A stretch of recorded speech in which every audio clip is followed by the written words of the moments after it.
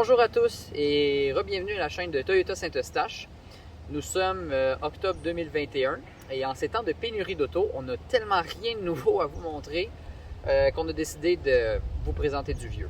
Les origines de ces petites voitures, ça remonte à environ 1976, quand un groupe d'ingénieurs se sont dit « Hey, il faut trouver une façon de faire une voiture qui va être plaisante à conduire, fun, sportive, mais en restant économique. » Parce qu'il ne faut pas oublier qu'en 1973, la crise du pétrole avait fait légèrement revoir les priorités des manufacturiers. C'était fini les gros moteurs pour avoir plein de puissance. Il fallait utiliser un petit peu son imagination pour avoir du fun au volant. Après qu'un prototype nommé SA-X voit le jour en 1981 dans je ne me souviens plus quel salon de l'auto, le développement commence. Alors pour atteindre leur objectif de créer un véhicule sport en étant économique, les ingénieurs sont arrivés avec la simple solution de prendre un petit moteur 1.6 litres puis de le mettre en position centrale arrière. Quand on dit centrale arrière, ça veut dire que le moteur est positionné juste devant l'axe des roues arrière. Donc, il est entre les quatre roues.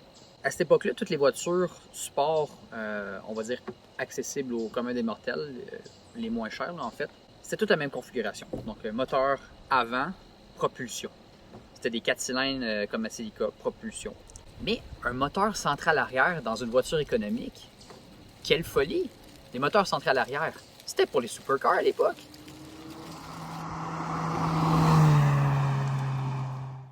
Le résultat de cette configuration-là, c'est que Toyota a créé le premier vrai go-kart pour la route. Faut pas s'attendre à grand-chose au niveau de l'accélération. Mais le petit 4 GE, quand on arrive à 5000 tours minute, là, ah! Quel son est là!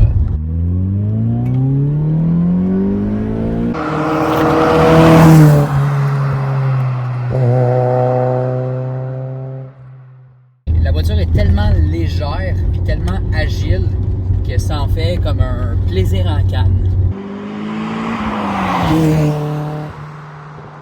En fait, c'est le genre de voiture qui est tellement légère et agile qu'avec un petit setup de pneus, suspension, frein, ce serait une bombe de momentum sur la piste en slalom et en autocross aussi.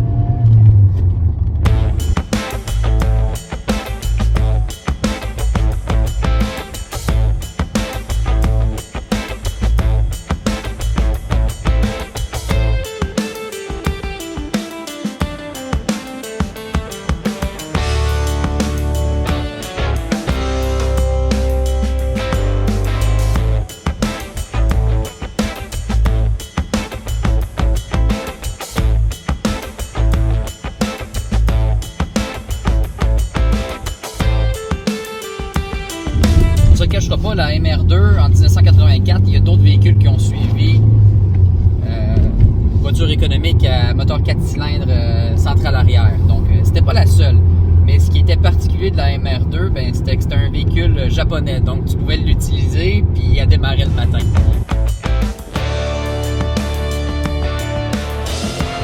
De nos jours, Toyota s'efforce à ramener son image sport.